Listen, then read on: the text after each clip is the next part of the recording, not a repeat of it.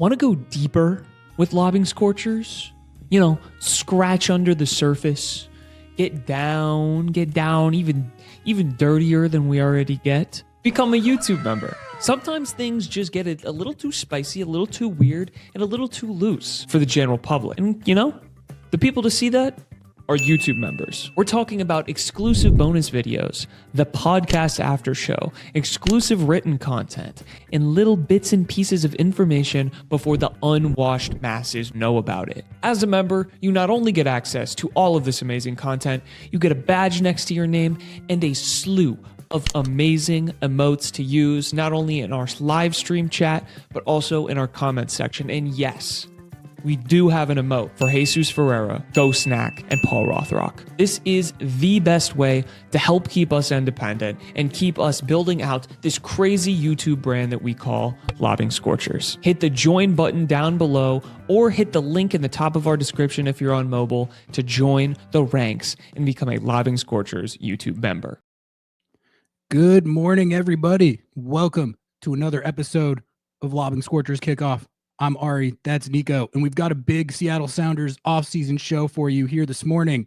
Hope everyone had a good Thanksgiving.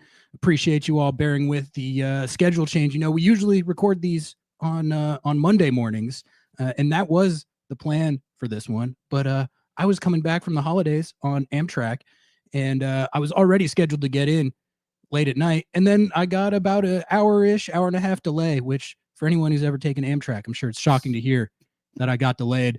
But I decided, you know what? I'm not going to get up at 8 a.m. to do a show on Monday after getting back this late. I'll be too brain fried. I won't be delivering the good content. So we bumped it to Tuesday, and here we are. Nico, thanks for tapping in. We got some MLS Cup coverage. We're going to be talking Inter Miami against Vancouver Whitecaps. And then we're going to be diving into Seattle Sounders year-end roster decisions. They were announced a week ago, but we haven't done a show since then. So we're going to talk about that. We're going to talk a little bit about the Craig Waibel, Brian Schmetzer presser that they gave related to those year-end roster moves. So, yeah, a lot to get to. Nico, good to be back at it. Excited to catch up with you. How are you doing this morning? Hey, Ari. Of course, our Lobbing Scorchers family. How's everybody doing? Hopefully, everyone enjoyed the Thanksgiving break. I mean, we needed a break overall, you know. So I know that there wasn't a lot to necessarily break down, other than the semifinals for MLS Cup, and it was actually some pretty good games. Now we have a final, but you know, after sitting on some of the things that were said during the press conference, I feel like it is very reasonable for us to break down some of the things that were said and kind of came about that emerged during the Sounders end of season presser. Some of the things Craig Waibel said, some of the things that might be newsworthy. So yeah, man, I'm excited to be on and getting to talk to our audience that I'm sure had been waiting on some content. Yeah, absolutely. Before we get into it, everyone, please, right now, stop what you're doing and like the video. Subscribe to the channel. We're on the road to 3K subs on YouTube. That's going to be a big milestone for us. We're excited about that. Boom. So if you haven't done so yet, drop us a sub. Also, go ahead, follow us on Instagram, TikTok, all the places. Write us a 5-star review, all that good stuff. Nico, let's just start with we'll get to the Sounders stuff, but let's just start with MLS Cup. We just got this matchup decided over the weekend. Inter Miami absolutely destroys New York City FC, and the Vancouver Whitecaps handle San Diego FC pretty easily, which that one was a little bit surprising. I thought that game was going to be more competitive, but you got Miami, Vancouver in Miami for MLS Cup. Messi and the Barca boys with a chance to get the MLS Cup monkey off their back, validate the whole Messi project. And then you got a Whitecaps team that, you know, they've been one of the best teams in the league pretty much all season. They lose the CONCACAF Champions Cup final, but then they bring in Tommy Mule's in, and he just absolutely boosts the vibes. And they've been flying pretty much ever since. They've lost one game since Thomas Mueller joined the team, and that was a game where they got a red card in like the 10th minute. So they really they haven't been losing to anybody. They ripped through the playoffs. And I guess, Nico, my first question when I look at this matchup is, Does Vancouver have a chance here? It's a pretty tall task as the road team going against an Inter Miami team that they've had their ups and downs this season. Leagues Cup final famously did not go very well for them. But I don't know about you, Nico. I feel like they've kind of unlocked something different in the playoffs than they had during the regular season. They have outscored opponents 13-1 since losing to Nashville SC in game 2 of round 1.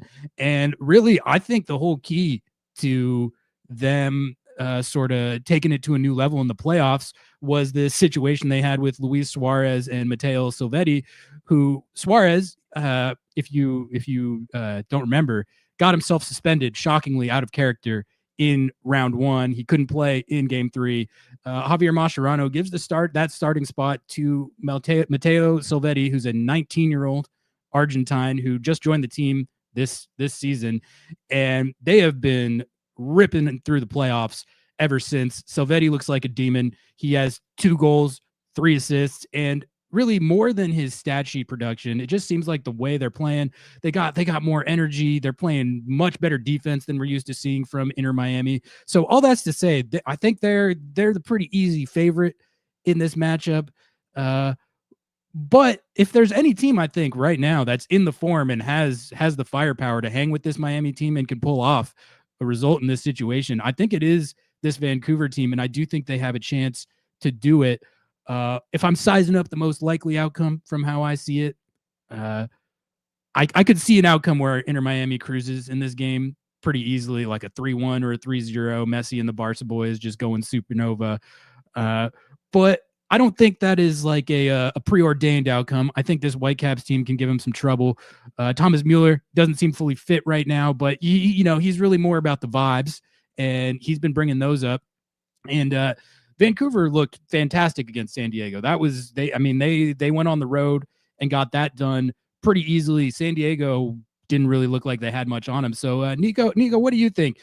Are you thinking that this kind of new version of Inter Miami that we've been watching is going to manifest in this final and they're finally going to get this done? Or do you kind of like Vancouver and Tommy Mule and the boys' chances of springing a little upset here? There's a lot to unpack, obviously, because, yes, this Inter Miami team has absolutely put it together. I think Javier Mascherano, who was a young coach in terms of his trajectory, this was a new project. This is a team that has had a lot of ups and downs, but I feel like a lot of decisions have been made to close the season that have ultimately resulted in a team that just is more dynamic, that plays a lot better. And those are not easy decisions. And that's why I give Javier Mascherano credit when credit is due. I feel like deciding to make Rios Novo your guy on goal has been a very good decision. Playing over the last 3 games with Busquets as just another center back and helping the build out of the back, this team turned over the ball grossly sometimes and almost with negligence when they were at their worst moments. And I think that Sergio Busquets helps out a lot of that build out from the back. And clearly the biggest one on the attack is moving on from having a guy like Luis Suarez that provides you certain things, but at this point of his career, he's more of another creating player in the attacking end because of his hold-up play, because of a lot of his smart with some runs, and not necessarily that goal scorer that they were used to seeing. So by adding a guy like Silvetti on the left side and having Agende just being another reference guy going into the box from the white spaces has amplified what Lionel Messi does, and it's allowing him to just roam as a false 9 and be that guy that starts off attacks, that now with 2 very quick, very downhill type of wingers that can also very easily become goal scorers. Anytime that there's a transition moment, you could see this team just passing the ball forward quickly, and they did that not just against Cincinnati, which to me was the most impressive out of the 2 victories, but also in the last game. And now I feel like there has been a lot of the trashing of New York City thrown around, and I don't know if I necessarily agree. I think that the scoreline doesn't reflect what happened over the 90 minutes. This game against New York City FC does get out of hand a bit at the end, but I feel like New York City was in the game for the majority of those 90 minutes. When Justin Hack gets that goal back for New York City and makes it 2-1 right after that, the next 10, 15, 20 minutes, I feel like you almost get a sense that New York City has put together some pressure. They're able to create some moments. Nico Fernandez and Maxi Morales, they had moments. They had opportunities. They just were unable to finish. And when you don't finish against a team like Inter Miami, you suffer the consequences. But there were moments that in this specific game, New York City creates good pressure, forces Nova to a back pass, gets the ball inside the 18, but Maxi Morales just doesn't quite push the trigger quick enough, takes a bad pass at that inside the 18, and you lose that opportunity to make the game 2-2. And all of those things you cannot do against Inter Miami, because at any moment, at any time in transition, they're going to hurt you. And I think that's what happens in this one. I think Agende is a player who a lot of pundits were kind of given up on already, but that's why it's important to look beyond at times a player that is not finishing and focus more on his movement and the amount of opportunities that he creates. So Agende, what he's been in the playoffs is no surprise. It should not surprise anybody because he created those opportunities all of the season. It's just he wasn't able to finish them. But when a player has that sort of wit, when that player has that sort of easiness to either break away with the ball or get to headers, because he's a pretty big guy for his position, sky's the limit. And in this one, everything went well for Agende. He gets a hat trick.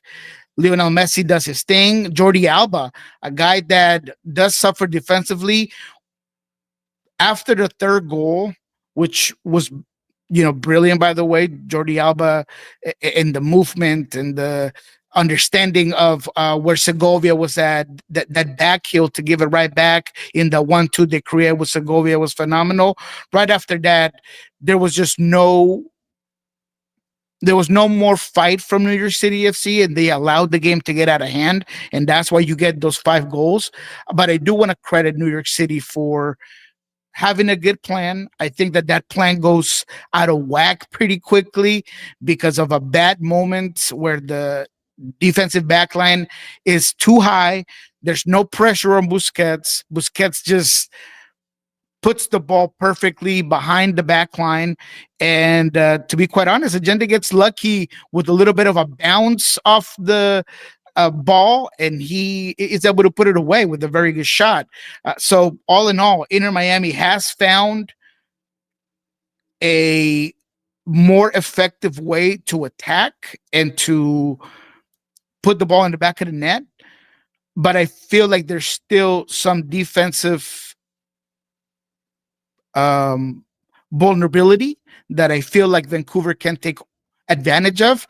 And I still feel like Vancouver going into this game, despite clearly being the underdog, they have all the components to eliminate what Inter Miami does well and to replicate a lot of what the Sounders did here at home in that league's final, because of the way they play the game. Yeah. The talent they have at midfield with Kubas and Berhalter, the way that they exploit spaces out wide, all those little things that you need to have in order to stay disciplined defensively and not allow this Inter Miami team to beat you off the counter, they have. And the biggest thing for me, they are the more proven team out of the 2 this year. They've been battle tested. They've been in the finals for CONCACAF Champions League. They've already beat this Inter Miami team, a very different team, I get that. But to me, a team that's been battle tested and has this sort of cohesiveness is really difficult to outplay in 90 minutes or beyond. So for me, Vancouver will win this game. Now, I've doubted Inter Miami all season long, including all of the playoffs. So call it what you will, but I still feel like Vancouver has the talent, has the game plan, and the identity of a very good head coach that will put this team ready to go from the very first minute in this MLS Cup final. Lionel Messi beefing with Maxi Morales was fun content. That was a good beef. You got like a combined age of about 87 in that beef. It was like two old guys at the retirement facility getting into it over who gets to go first in the buffet line. In all seriousness, though, that NYCFC team, it definitely. I'm not saying it doesn't count or anything. They had a good year, but with Alonso Martinez going down, it just kind of felt like they were Andres Perea going down. Yeah, exactly. And kind of more to the point on that, if you're looking at the paths that these two teams have taken to MLS Cup, Vancouver had the much more difficult path. They had to beat an LAFC team with Son Heung-min going supernova, bamming free kicks in stoppage time. That game could have gone either way. I think if whoever won that game was going to MLS Cup. That was the real Western Conference final. But that was a much harder game than anything Inter Miami had to do. Inter Miami had a Nashville team that realistically was just not particularly close to being able to compete with a team like Inter Miami or any team like that's a true contender. And then they waxed a Cincinnati team that was a 2 seed, but one of the weaker 2 seeds in the last few years. They did not feel like a 2 seed. They had not been playing like a 2 seed for a while. And that showed in that game. That Cincinnati team was not messing with Inter Miami at all. And then they get an NYCFC team that lost their star striker to a torn ACL, had a bunch of injuries, and was also probably closer to a middle of the pack team this year, all things considered, than a true contender. So, it was they deserve credit for making it through it. And I think you're right. We've given Mascherano a hard time on this show at different junctures. I think you do have to give him credit. Rightfully so, by the way. Rightfully so, for sure. But you got to give credit where it's due. The adjustments that he made in the playoffs have hit, like you said, putting Rios Novo in goal instead of that other 43-year-old guy who's Ustari.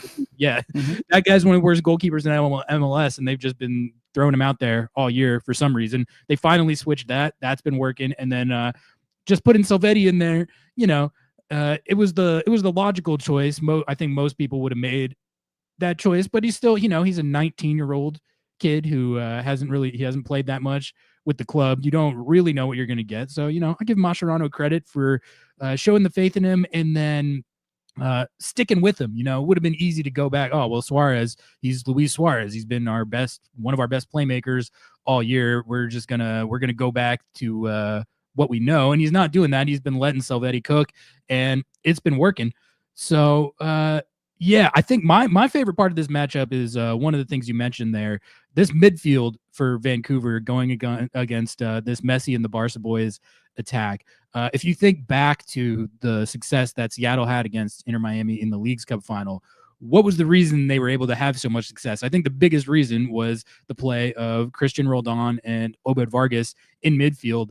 And in Sebastian Berhalter and Kubas, you have one of the only midfield duos in MLS that I think can sort of replicate a similar blueprint to what Christian and Obed were able to do. You've got I've been comping Berhalter to Obed a little bit. I think there's similar aspects to their game, and he plays a very similar role for them that Obed does for Seattle, and he does it at an elite level. Like Berhalter rightfully made best 11 this year, along with Christian. I think you could argue Obed could have earned that distinction as well. But Berhalter is one of the best in the league at that exact role. And then Kubas he's nasty. That play he had on Vancouver's first goal in San Diego was one of the better just individual effort plays you're ever going to see as far as winning the ball in that area, beasting through anyone who tried to stop him, setting up Brian White for that goal. I mean, that was just like all heart and effort and determination. And those two guys, if there's anyone I trust can scrap against Messi and these guys, it's those two guys. And if they win that matchup or just make Messi's life as difficult as possible, which I think they're capable of doing, and then just do their normal thing, they're both good two-way players, I think Vancouver will at least be in this game. But a lot of it is going to come down to that matchup. If Inter Miami is able to kind of exert the control they've had over these games in the playoffs and sort of take Berhalter and Kubas out of what they do, then I think they're probably going to roll. Like I think it's that simple. But if Berhalter and Kubas are up for the occasion and they play just how they've normally been playing in the playoffs and get after Inter Miami's attack and can sort of avoid those game states where it's just Inter Miami getting out in transition and running all over you, then I think if they can avoid that, the Whitecaps actually have a damn good chance of at least keeping this competitive. And then you never know what can happen. I mean, when they went into the LAFC game, I was not sure if they were going to be able to stop Son and Bouanga, and they kind of did for the most part. They had LAFC only at one goal until the very end, and then Son just hits an insane free kick. So this Inter Miami team with Messi and Salvetti and Allende, I didn't even mention Allende. He has 8 goals in the playoffs, which is, I think, tied for the league record for a single playoffs. He might break it. He had a hat trick against NYCFC, and that's kind of funny because their fans have hated him all season because he's. I don't know why. Well, because there's been a lot of plays where he's had wide open chances that he's scuffed and missed. The one in Leagues Cup is a good example of the type that he missed the shot in Leagues Cup that would have made it 1-1, I think. Yeah, but that's part of the process. That's part of the development component of a player that you picked up that to me hasn't played this well since he played for Godoy Cruz prior to having his stint in Europe. But again, I feel like there is just, and fans get like that, and it's normal, right? Fans can be very passionate about just wanting immediate results, but I've always liked Agenda. I feel like he has a very good profile to be successful here in MLS. Now, Salvetti is a step up when it comes to just potential and talent and overall aggressiveness and being a player that could really be a goal scorer in this league from wide positions. He could even be able to play the 9 if necessary, although I do like him, coming from the outside in. But yeah, look, this Inter Miami team is very talented, but I feel like we're not giving Vancouver enough credit. I thought that Vancouver was the better team going into the LAFC game. They are the more balanced team, the deeper team. I think that in this particular game, although the clear reason why Inter Miami is going to be a heavy favorite is clearly hosting. And then number 2 is the run that they've been on against what I would consider less competition. Because look, New York City FC, without those key players that we talked about, without having a real threat up top, forcing Nico Fernandez to play out of position, making Maxi Morales go up there and do things that he just can't really do anymore at his age, they put Inter Miami into some difficult positions. Now you're adding a much better midfield, a way more dynamic and high-paced offense with a Brian White that's an absolute killer inside the 18, that's crashing the box consistently. To me, Vancouver's just a better team when it comes to what they've been able to do all season, when it comes to the ability to adapt to different ways this game could go, whether it's going to be taking an early goal, whether it's getting an early goal. You saw it against San Diego. It's I don't know, within 10 minutes that they get ahead because they have such a relentless press. That press was relentless all game long. Even when Vancouver was up a couple of goals, that team continued to press effectively, continue to be relentless, continue to run, continue to make the correct changes. I think Jasper Sorensen has this team dialed down to perfection. So as much as I understand why Inter Miami is getting all of the headlines and they're the heavy favorite, to me, the better collective team continues to be Vancouver. And I think that they're going to show that in this game. I actually think that it's going to take a big effort individually from a Messi, a Silvetti, for them to win this game. It's going to take a magical performance, in my opinion, for Inter Miami to win this game against Vancouver. Well, and don't you think all the pressure in this situation is fully on Inter Miami, Nico? They have to win this game. They can't lose this.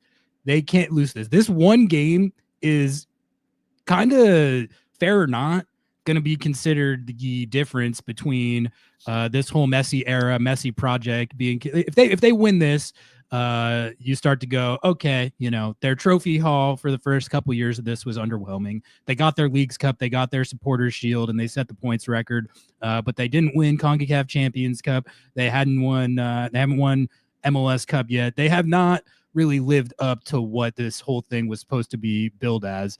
But if they get this done, they get this over the line, and they win their first MLS Cup, then you start to look at the trophy case and be like, all right, they got a MLS Cup, which was that's like the biggest goal out of all of this, is to get one of those. And, you know, I would still argue that even with an MLS Cup in there, it's a slightly underwhelming trophy case considering what it was supposed to be. I was told when Messi got to the league that he was going to win everything easily. They were going to be the best team in the league by a country mile, win every single trophy, and no one was going to be able to touch him. And then, you know, when they brought the rest of the Barca boys in, it was even, MLS, this trash league, that's not going to be able to hang with these guys. What happened to that? They have not won much of anything so far. I mean, I give them credit for their Leagues Cup in 23.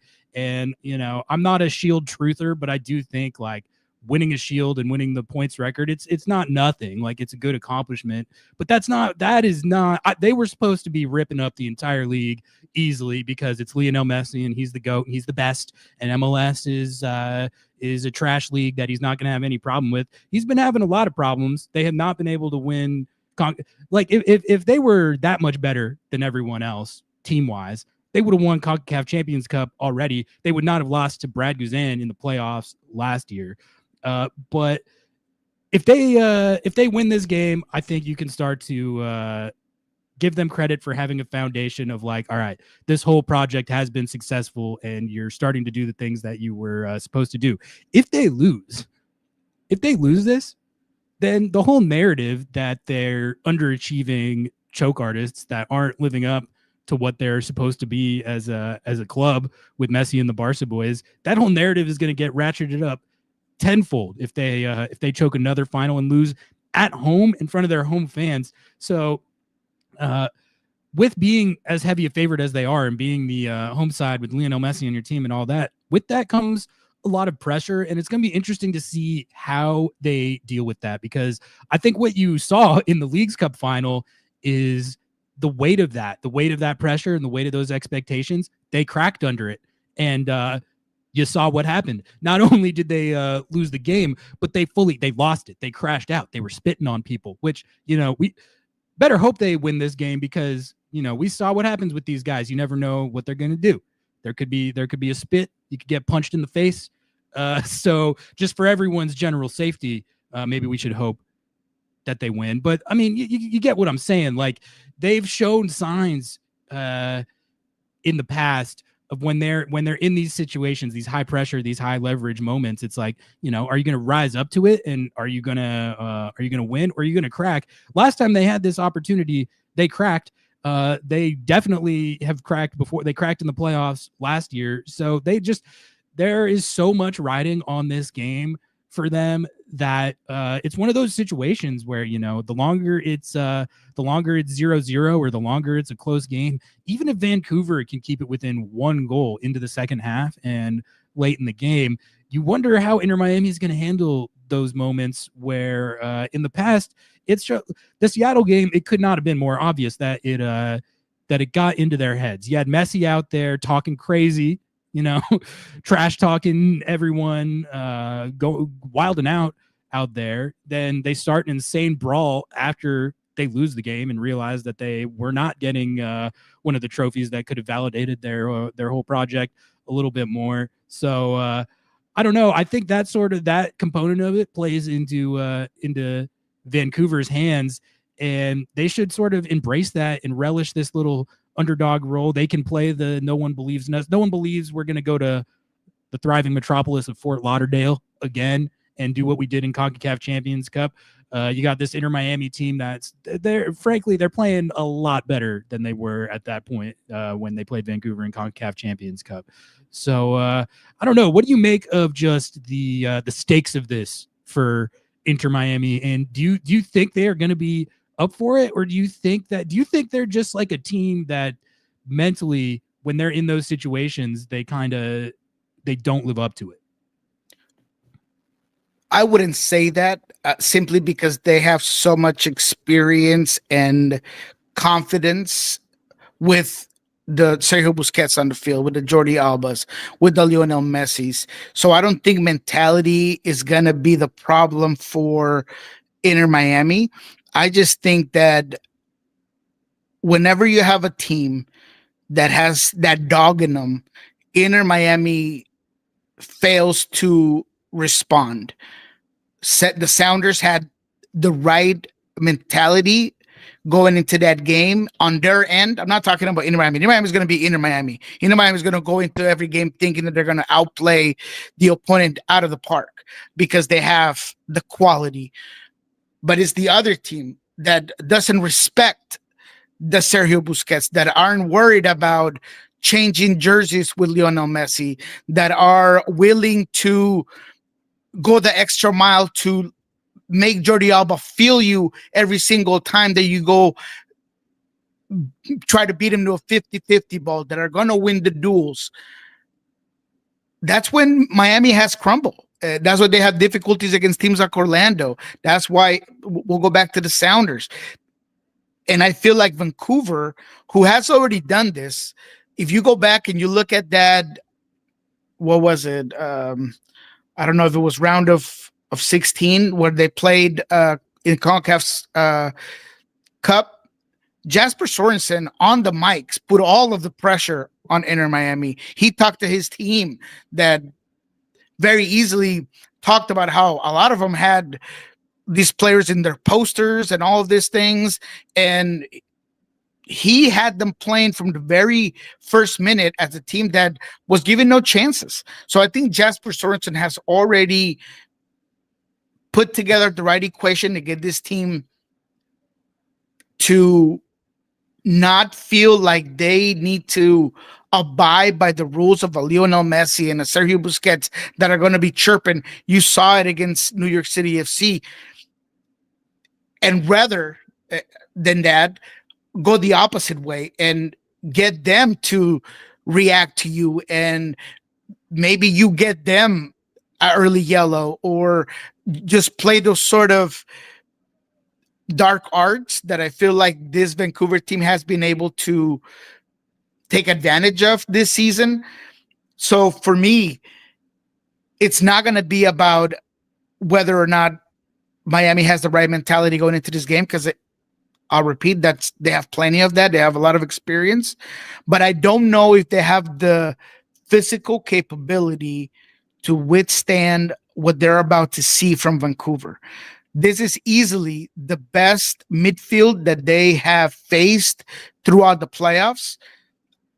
I think this is the most effective attacking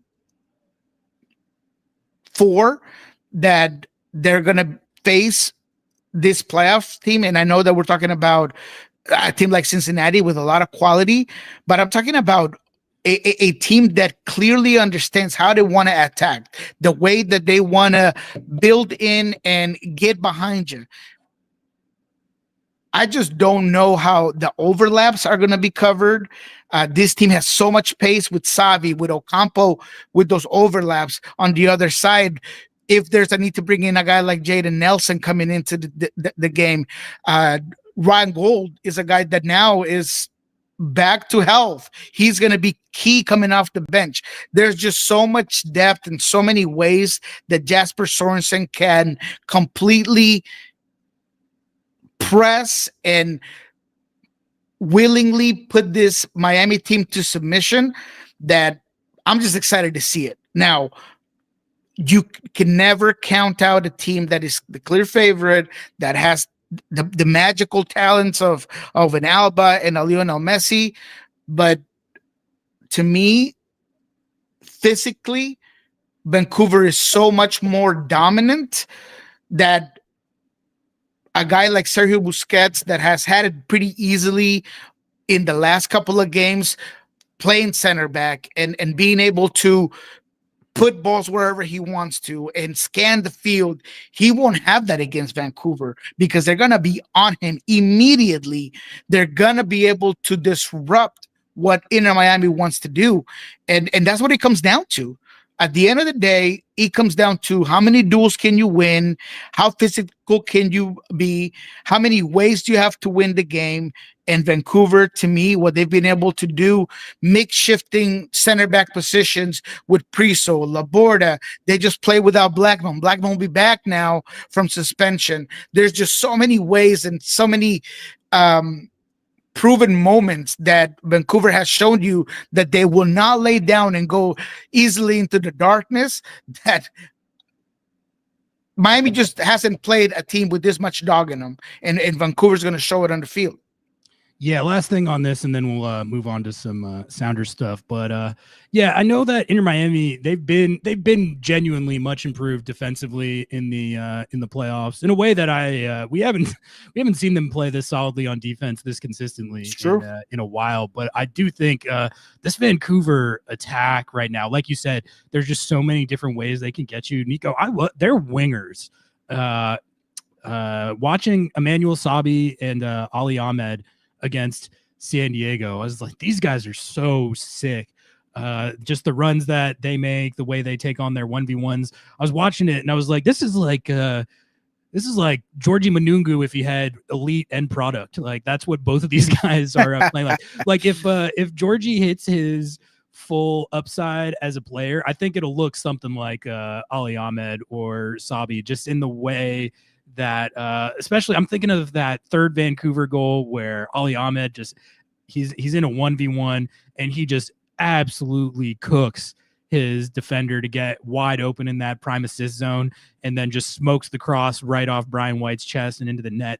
That is just lethal quality and lethal end product that they have from out wide that Inter Miami has been better at defense in the playoffs, but like you said, they haven't had to play a midfield like Berhalter and Kubas. They also haven't had to play wingers like Sabi and Ali Ahmed. If you have not watched a lot of Whitecaps this year, when you're watching MLS Cup, just keep an eye on those guys and how that team attacks from out wide, how they get them into those advantageous positions, and then just their quality in winning their 1v1s and sending service in.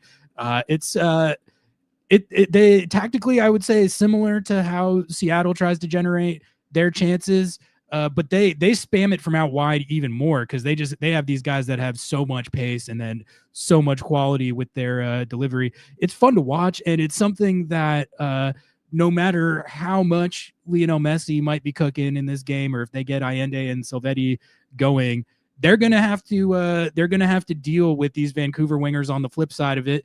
And then you got Brian White, who is also been in fantastic form lately and had a great game against San Diego. He had a brace in that game. So no, it's a good matchup. It's a heavyweight matchup. I'm looking forward to watching it. I hope Vancouver wins just for the content. That would be funny to watch Inter Miami lose another final. I'm trying not to get my expectations and hopes up too high for that, because I do think the scales, if they're tilted at all, they're tilted towards Inter Miami as the home team, and just I think that this is the best they've been playing. Really, honestly, probably since Messi got to the club, this is the best that they've looked. I would agree. I mean, the Tata year where they set the points record, they played some great footy offensively, but I don't think it ever, even in that year, looked as complete on both sides of the ball as it looks right now. So they should win, all that considered. They better not lose. Can't lose this game. I said it before the Leagues Cup final when we had the entire Inter Miami and Lionel Messi fan base in our TikToks and our YouTube comments talking about how easily Inter Miami was going to win that game because they had Lionel Messi. I said, all right, well, you better not lose then. You better not lose. You got the GOAT. You got everything you need. No excuses. So they really they better win, Nico. They better win.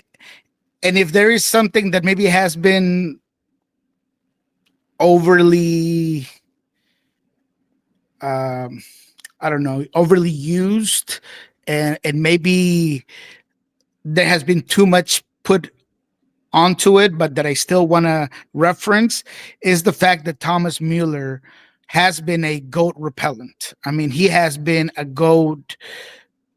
He's beat Messi 7 times. Kryptonite for Lionel Messi. I mean, Thomas Mueller is going to have this team ready to go from the very first minute. They're going to be fighting every ball. They're going to be pressing high. He's going to be at his best. He's a guy that he has been dealing with some aches and pains, but when it comes to this game, I see top Thomas Mueller being a guy that's going to force Miami to defend. And when you're talking about what's worked for this team, Silvetti and Agent, they haven't had to do a lot of defending. In this one, they're going to have to play both ways, baby. Yeah. You're going to have to play both ways if you want to beat this Vancouver team. So I'm just excited. I think it's a phenomenal final. I think it has all the right elements. It has the stardom when it comes to both of the internationals, both World Cup winners, Lionel Messi and Thomas Mueller. It has what I like to see is the difference of tactics of what Jasper Sorensen wants to do and Javier Mascherano wants to do. I think that you have a phenomenal variety of duels being played around the field that you just want to see. So, man,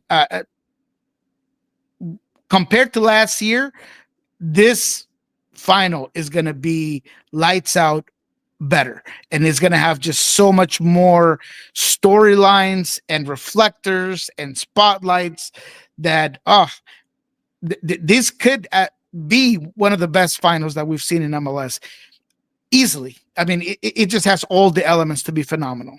Yeah, no, it's a great matchup, and looking forward to watching it. All right, Nico, let's talk about the Seattle Sounders and their year-end roster decisions. That's what the people want. They don't want an MLS Cup preview talking about Lionel Messi and the Barca boys. Let's talk about the Seattle Sounders. Before we get into it, everyone like the video. I know there's a bunch of you out there watching right now that are just like sitting there not liking the video, and I don't know what you're thinking or what you're doing with that. Like the video, sub to the channel, rate 5 stars, follow us on Instagram and TikTok, all that good stuff. All right, so Nico, Seattle Sounders announced their year-end roster moves about a week ago. We haven't laid down a show since then, so we'll talk about that a little bit, and then eager to hear your thoughts on this Craig Waibel, Brian Schmetzer presser. I watched it, to be quite honest with you, I don't have like all that in-depth it takes and analysis, because I just kind of watched it through one time just to get the basics of it. So eager to hear your more in-depth analysis on that. But before we talk about the presser, let's just talk about any of the notable moves that were announced, and if there's any surprises or anything that we didn't expect. A lot of players had their options exercised for 2026. You got Yaimar, Osaze, Kim Ki-hee's coming back, KKR. Moose's option was exercised. We're going to be talking about that a lot in the weeks to come, I'm sure, what the situation with that is. But in order to move him or get anything for him, they needed to first exercise that option. But that does not mean that he's not coming back. Nuhu and Obed options both exercised. The Obed situation is obviously a big one to monitor. So those are the ones that got their options exercised. And then you have declined options for Leo Burney, Jacob Castro, Ryan Kent. The Ryan Kent era is no more. Shout out. Trevion Sosa also declined.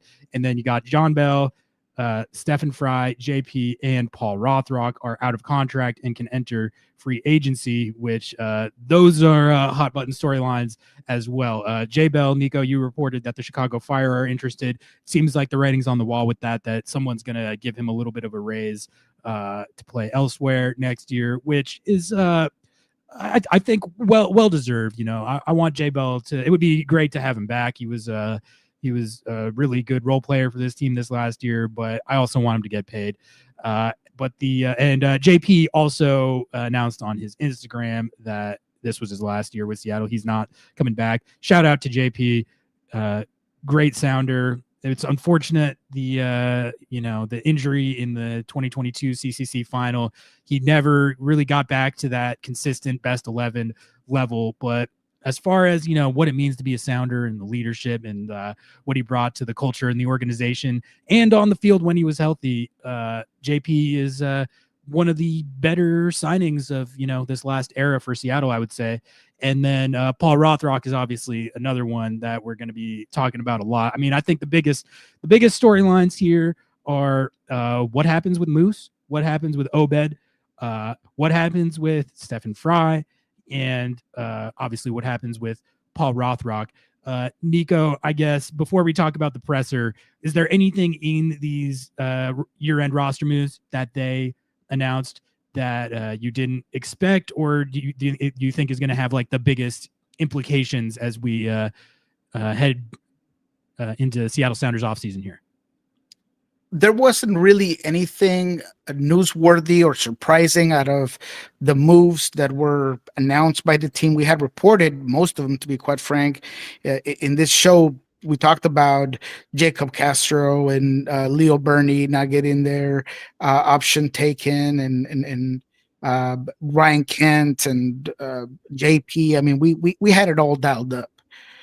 What I think is interesting is the fashion in which maybe the team is at the moment willing to part ways with certain players and figure out how they're going to, and by part ways, I mean allowing them to test the market, right? A guy like Jacob Castro to me was interesting because I like the frame, I like the body of work, I like what I saw in training. But when you got a guru like Tom Dutra making that decision, he might be pretty high on some of the academy guys. He might have a guy in the back of his head that we haven't quite seen. There could be potential of, I don't know, Stephen Cleveland coming back. Just, things that I'm pretty confident the right decision will be made. I was surprised perhaps that there was nothing more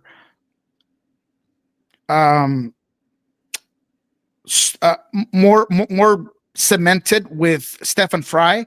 I think that he's a guy that the conversations should have been a little bit more straightforward. So I'm a little surprised that there wasn't a decision made by him and by the club. I'm sure that he's probably very much like Joe Paulo, figuring out what his next move is, because the end of that career is so close, right? JP is a guy that 8 months ago was probably pretty sure that he was going to retire, was going to do some coaching. That's the route he wanted to go.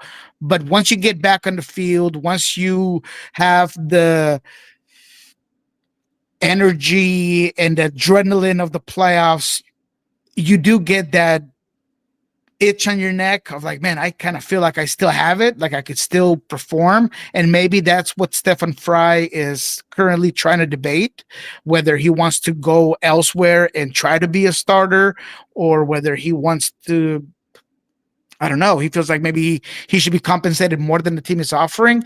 But that one in particular, I thought that it was going to be a lot easier to finalize or to lock in. So maybe that was the one decision that even in the presser, I thought that there was going to be a lot more context to where Steph was at, and that just wasn't the case. But aside from that, everything that we had reported or talked about in several shows kind of came to fruition in the press release by the team. And if anything, perhaps it wasn't approached the right way during the press conference, or I thought that maybe there were some things that were not said necessarily the way I thought that they would be presented. But when it came to the decisions, no surprises. What did you make of the presser, Nico? I mean, I think the big takeaway that I had, at least, is that Schmetz and Craig Weibs were basically saying that they're more or less, by and large, happy with where the roster is at. They're happy with how the team performed last year. I got a couple quotes here. Schmetz says, "I like the roster as it sits now. I like the stability." Craig Weibs says, in terms of a specific piece, I'm not sure there's one that would unlock it being the team. The truth is, this is the exact group of players that won a big trophy. I think we have a lot of quality. So quotes like that, when you hear that or you see that indicates that they're trying to say that we're not going to reinvent the wheel this offseason. We're not going to blow it up. We're not going to enter a rebuild a season after we're pretty happy with the on-field results. I have to imagine that they're happy with the attacking output this last year, 87 goals, all comps. You can't really argue with that. Did you expect them to be that outwardly sort of preemptively get in front of any notion that there's going to be like big blockbuster type moves, or to me, like, that the sentiment of not blowing it up, being decently happy with the roster and the moves that get made are going to be on the margins. That's what I would expect coming off a season like they just had, where they won a major trophy. And the other thing is, I think there was a meaningful step forward taken offensively this year from 2024. So I think that was the biggest thing that I wanted to see from 2024 to 2025. And that was something that Brian Schmetzer talked about at the end of at this type of press conference last year. And so I think the way they see it is it's more smaller supplemental moves that we're going to be seeing, as opposed to like big splashy moves or big rebuild type situation, which, I think a lot of people aren't going to find exciting. There's going to be a lot of ambition discourse surrounding that. But what did you kind of make of just the whole tenor of it as far as all that goes? Oh man, look, first of all, we're going to get this chat going. Tell me what you think about what I'm going to drop here. I'm going to heat up. Let's go. So go ahead and comment, like, share the video. Don't be out there just checking out the content and don't like the video. Come on now. Let me see you do it.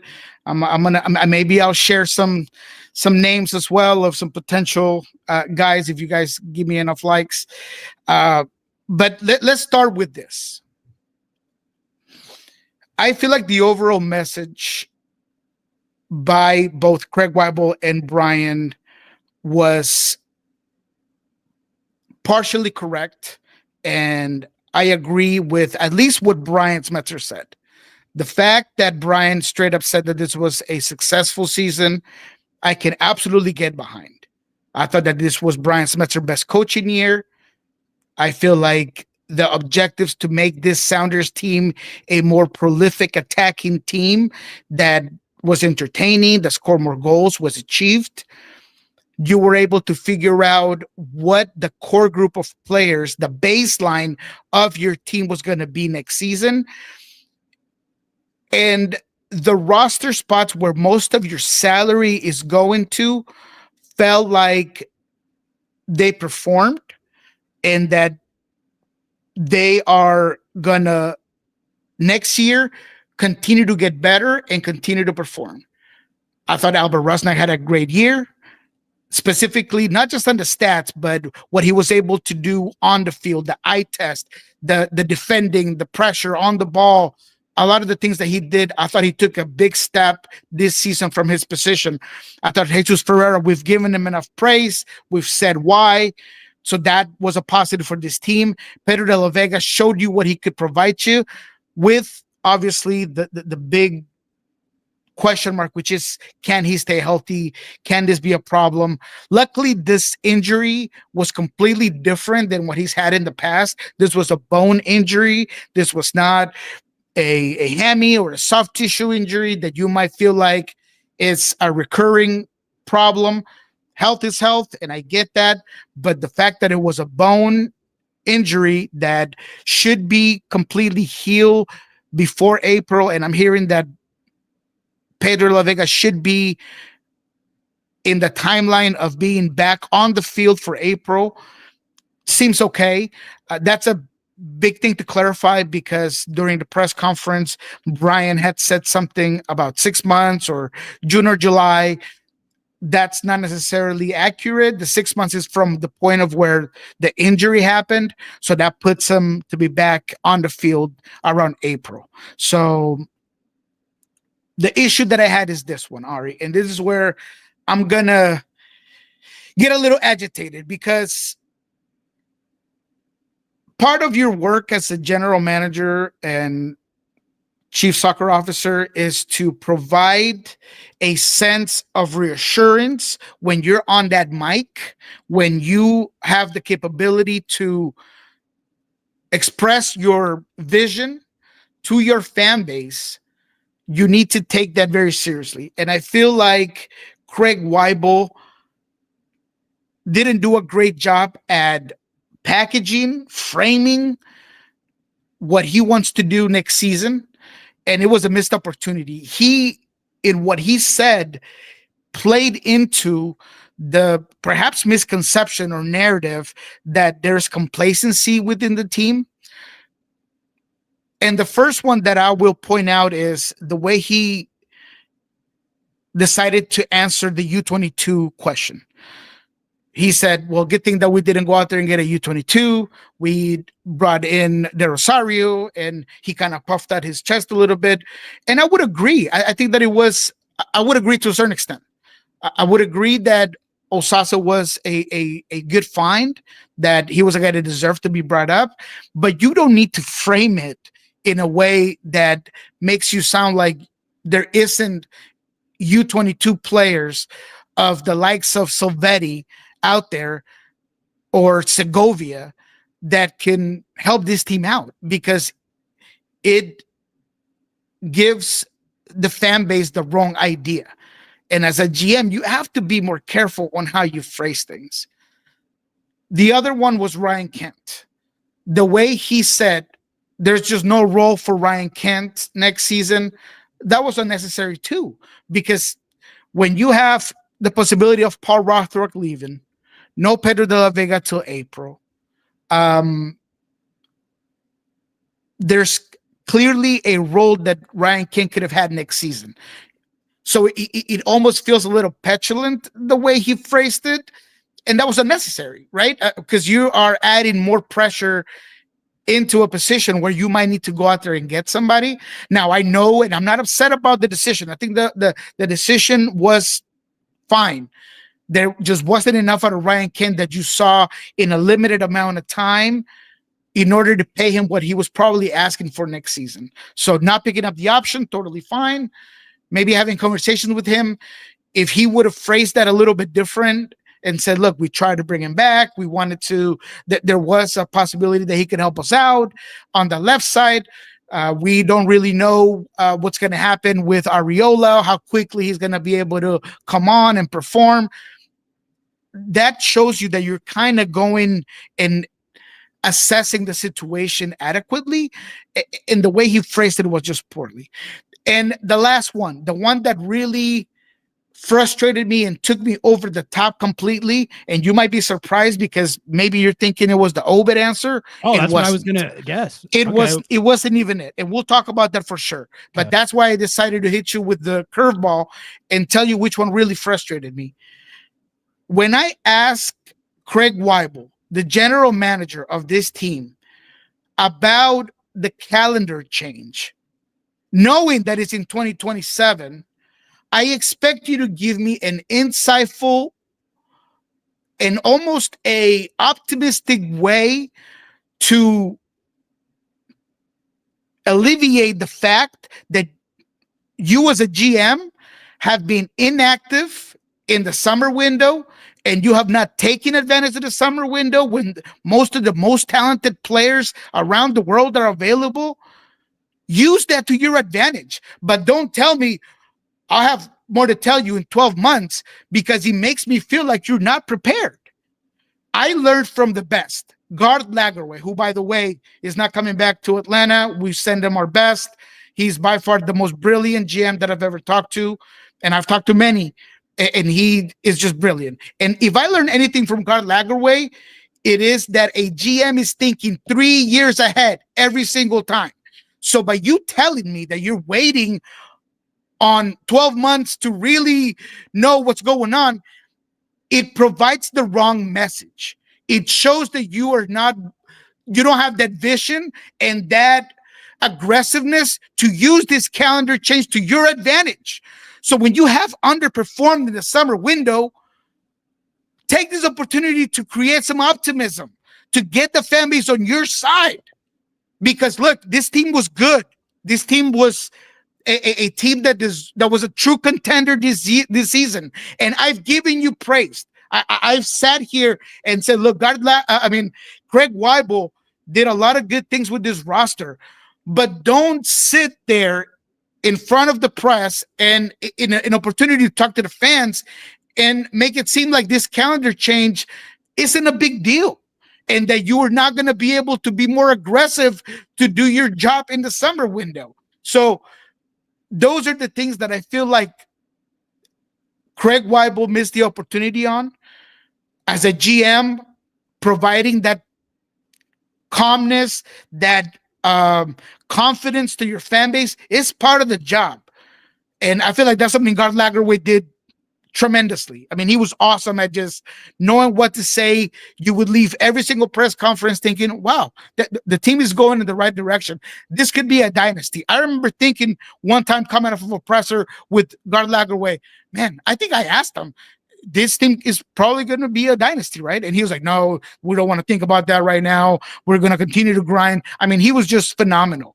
And I feel like Craig Waibel, in the last 2 chances that he's had with the press, he's botched both opportunities. One was when the summer transfer window came to a close and he was able to get on the mics, and then this one. So I don't want to crucify Craig Waibel, because again, I feel like he has done some really good things.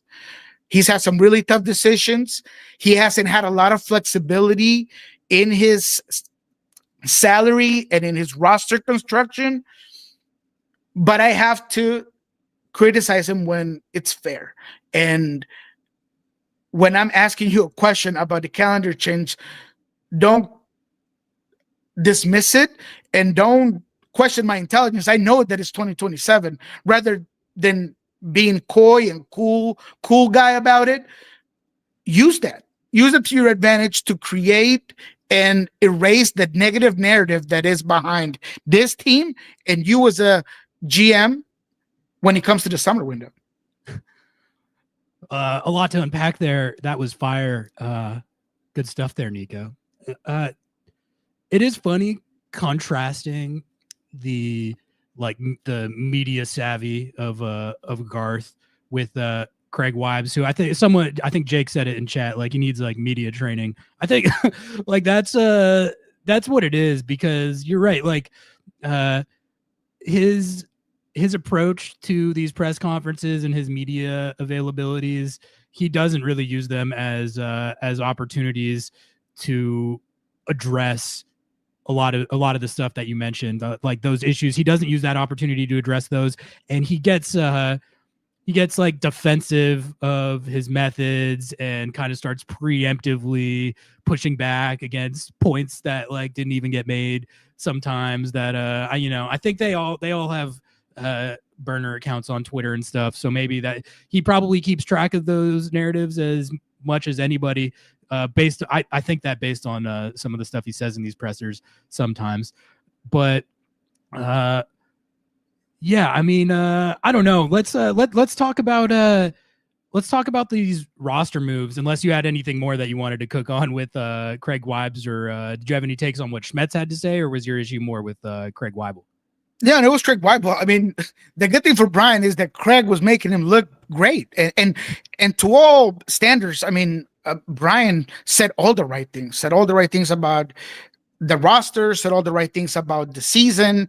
You could just even see how happy he was, and he should be prideful of what he was able to do in this 2025 season. So I thought he was great. He even did a great job by, after Craig Waibel dismisses the calendar change question, he's like, I'm not going to add anything to it. So he's like, no, I have nothing to add. And then afterwards, he's like, well, maybe the calendar change does make us having to have a more robust roster in here and there. So he added something at the end. But in that particular time, after Craig Waibel decided to dismiss the question, he was like, nah, I'm good. So I thought he was great. So the only thing that I would think that our fans and those listening right now want to maybe talk about was what Craig Waibel said about Obed Vargas potentially going on a free. That's what I was trying to think of what we missed. That was what I wanted. I don't think anyone would be upset at Craig Waibel if he was to say, look, we really want Obed back. It would be unfortunate or catastrophic, or maybe not catastrophic is a bad word, but you can say, look, we don't want Obed Vargas to leave in the wrong way or on a free or whatever it might be. Acknowledging the fact that Obed Vargas leaving would not be a good move for the Sounders, and he would take a hit. Simply by acknowledging it would have been better than what Craig Waibel said, because it almost made it seem like it's not a big deal. We're not concerned that he's leaving or might not be leaving on a free transfer. He went on to say that he didn't see it quite like I did. But in all accounts, all you had to do, because I understand that he doesn't want to create panic, and he doesn't want to probably look weak in the negotiating table by saying, look, yeah, we really need to re-sign Obed Vargas because we're going to lose out on a lot of money. I mean, I didn't expect that to be his answer, but he could have framed it better, just saying, look, this is a team that's going to be playing big games next season. This is the team that has already qualified for a CONCACAF Champions League. Obed Vargas is a player that is in the bubble to get with the Mexican national team, and if he wants to make the national team, he's going to want to have a lot of minutes played. He's going to want to be in the best form of his career, and we can provide that here. But instead of highlighting his club and highlighting what the club could do for Obed, he kind of went on the defensive, like you said, and was like, well, it's not a big deal, and I'm not concerned. And it's, I got the made quote. It seem he like said, I don't view things the way you do, talking to you. Yes. Before adding, I'm not concerned. He's a very good Sounders player. I mean, I'll be honest, I'm concerned. Yeah. I think you could use the term catastrophic for a situation where he plays out his contract and leaves on a free, and you get nothing for him. One of the most sought after prospects in the world at this point. Like, come on now. What are we that if you're not concerned, you should be. That would not be good. Yeah, no, and all I wanted was for you to acknowledge the situation. Again, I know that he's sitting at the poker table with his hand of 4 cards right here, and he doesn't want to show it, right, to the negotiations of Obed's camp. But you could have phrased that a lot better and use that again in a way to almost put the pressure on him and say, look, if Obed wants to make a national team, he doesn't want to go to a European team right before the World Cup, where you don't know if he's going to get more play time, if there's going to be a learning curve or whatever it might be. So here, by extending his contract with us, he has an opportunity to take his time, to focus completely on the Mexican national team, on performing this season, being in the best shape of his life for this tournament. There were just so many different ways that he could have approached it that I feel like, once again, he did not use it to his advantage. And I want to reiterate, I feel like Craig Waibel means well. He means well. He wants to do the right job. But when it comes to these pressers, it can be tough. It can be tough. Yeah, it's just sometimes it's hard to defend almost, right? Because I do, again, see what he does correctly. But when fans say, look what he said, I'm like, yeah, you got a good point, man. Yeah. For me, with as it pertains to the Craig Waibel discourse, ultimately, at the end of the day, I judge him by what the results are on the field. Is the team winning games? Are they scoring goals? Are they fun to watch? Are they contending for trophies? If you're checking those boxes on the field, I don't really care who the GM is. And that's why I'm kind of past this, like, Craig Waibel is the worst GM of all time and Albert Rusnak's not a DP discourse, because it's gotten to the point with that stuff where, and I've said this before, but I'll say it again. It's gotten to the point with that stuff where even if you're right about it, it doesn't matter because it's not affecting the results on the field in any sort of negative way. The if you have the most incompetent buffoon GM in the world, but you score 87 goals, all comps, and you beat Lionel Messi in Leagues Cup, one of the sickest trophies this club has ever won, one of the sickest games they've ever played, sickest trophies they ever won, one of the best Sounders games ever. If you get that done, you score 87 goals, all comps. Obviously, the playoff run was disappointing, but you do have a major trophy that you won to fall back on. If that's what the end results are on the field, then I don't care if the GM is incompetent. Why does that matter? Like, explain that to me. Like, why do you care about the supposed competence or incompetence levels if the results on the field are still getting it done and you're still contending for trophies? And I think with this last year too, if you're doing pros and cons of the situation, like the amount of goals that they scored, 87 all comps, that's undeniably a pro. So as far as like what it means about the job that he's doing, I don't give a shit anymore about that. I'm sure we're gonna have to keep talking about it, but it's gonna be judged ultimately by what happens on the field. Is the team winning games? Are they scoring goals? Are they contending for trophies? All that said, his media persona, it could use some work, like the defensiveness and the sort of, like, again, preemptively, like, pushing back on these talking points that like sometimes the question gets asked and he starts talking about something else that wasn't asked, because I think he was like stewing on it or something. He must be. And it's just like, you kind of just don't need to do that. You got plenty of stuff that you can hang your hat on from this last year if you want to. And he did do that, and I think that's part of the rationale they were given for why. I think it felt like he was kind of trying to get on top of that this is going to be another like off season where there's not that crazy splashy of moves like a lot of people want. So he's like trying to get in front of that, but it's like I don't even know if you need to be doing that as the GM. So that's kind of how I and again, that's why optics are so important, because I would agree with you that the results for Craig and the performance of his rosters have been good enough that I don't think people should question his qualifications or how good of a GM he is, because he is in a difficult position.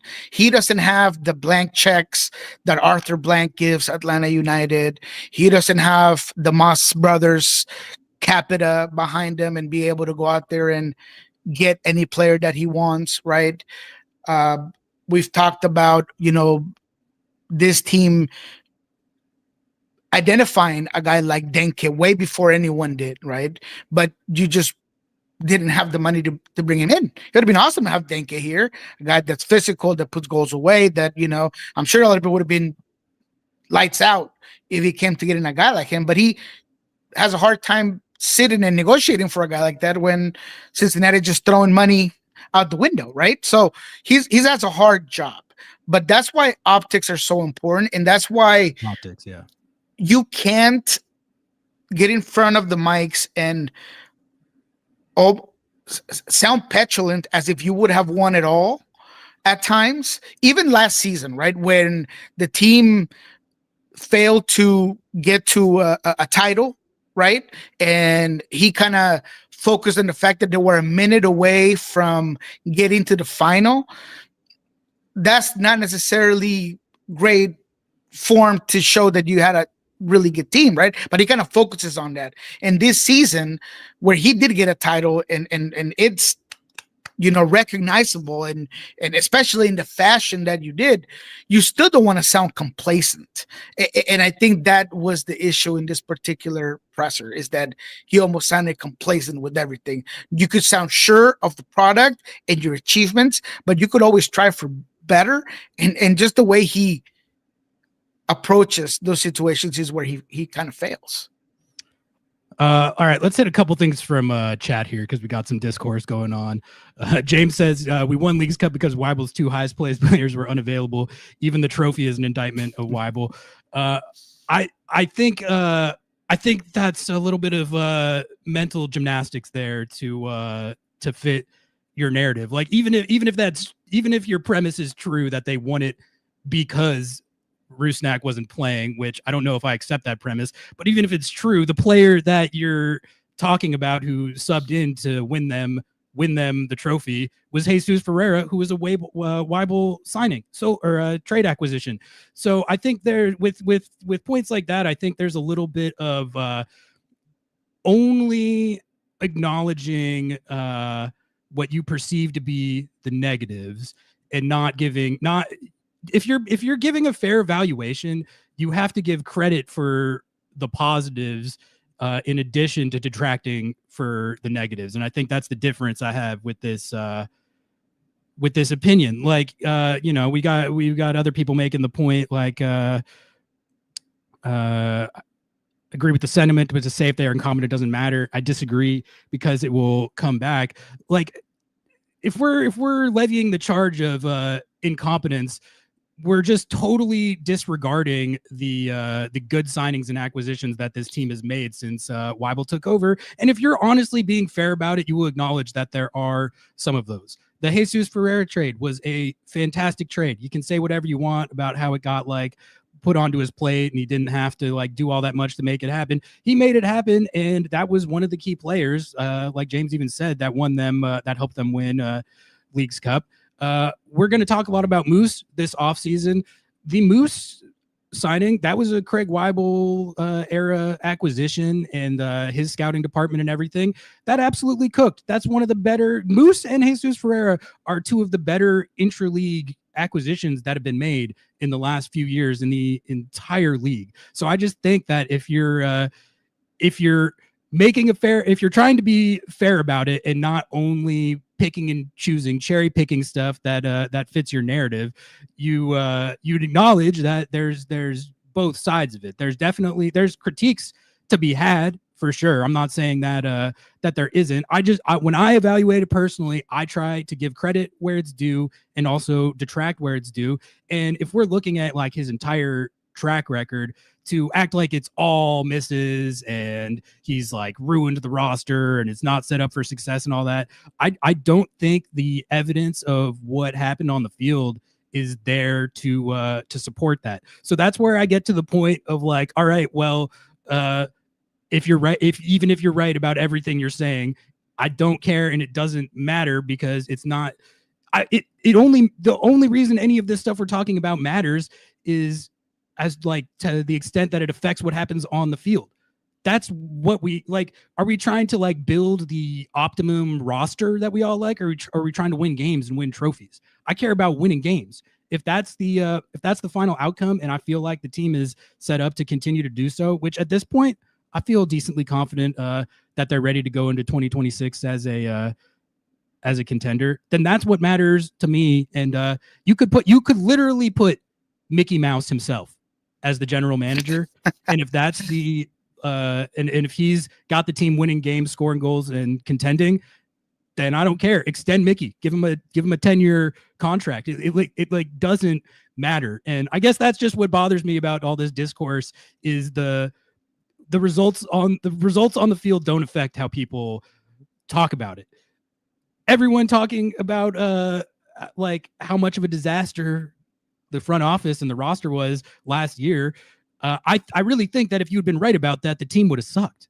Like, how do you like get around that in your mind? Like, how do you have a situation where what happens on the field and the results the team is taking directly contradict what you're saying, and you just don't acknowledge it and continue with your narrative? I don't know. That was kind of a tangent there, but do you have any thoughts on the Waibel discourse? And then we'll, if you got some time, Nico, I would love to talk a little bit more. I can stay on a little bit longer today, but if you got a jet, we can call it. But any thoughts on the Waibel discourse or the take I just cooked on? And then maybe we'll talk some Moose and Rothrock. No, look, I feel like there is a lot of validity to what you're saying. Clearly, the point of contention here is the fact that the team can definitely get better, and there are objectives that are not being reached, right? I have said this many of times. Leagues Cup is a phenomenal trophy. It's a huge title, but it doesn't necessarily test the rosters as much as obviously a Leagues Cup. And I don't want to minimize what the Sounders were able to do, because I don't want to do that, especially with the final that they had.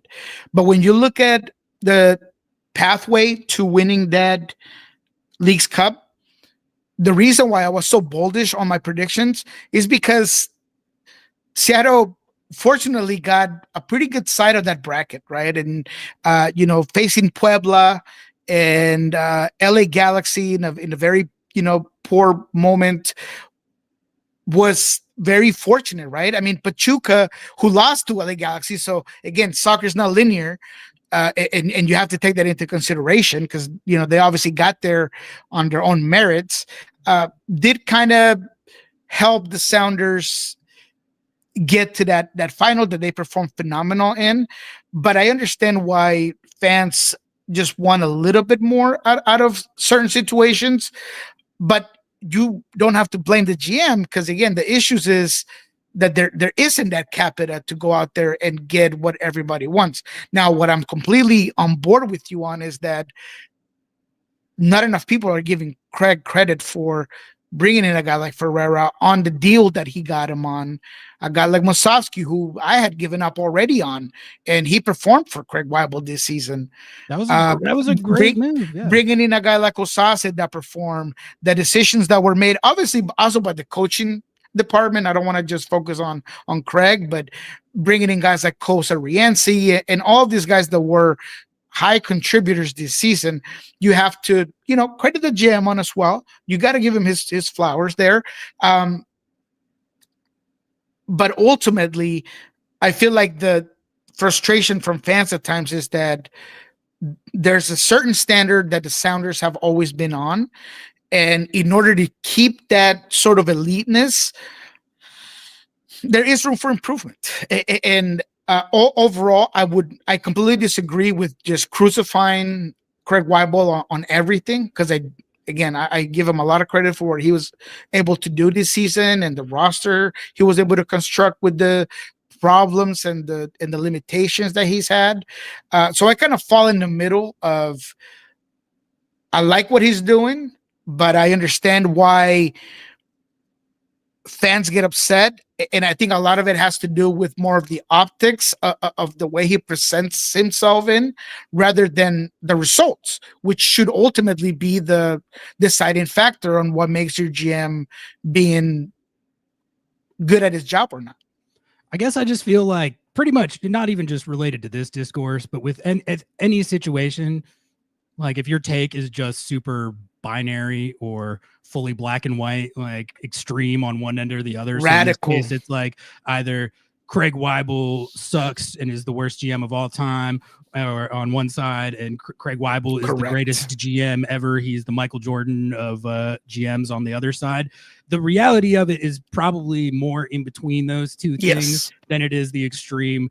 Either direction. I don't think he's shown to be like a hyper elite level executive in the league, but I think he has he's shown some savvy. He's made some genuinely good moves. Like, I think if you're denying that he's made some good moves, like you're like, I don't know, it's like gaslighting. Like, we all saw the seasons that Moose and Jesus Ferreira had this year, and we've also seen some of the stuff they've continued to do with youth development since he's been the GM, which you can credit him for that or not, but he hasn't done anything to like squander it or ruin it, and they're still pumping out good players. So it's just, I don't know. I try to take both things into account, look at the whole body of work, and not make it like it doesn't have to be this like extreme binary situation where he's either horrible trash, going to ruin the entire club, or he's the greatest. Sometimes you can just be like a relatively average MLS executive who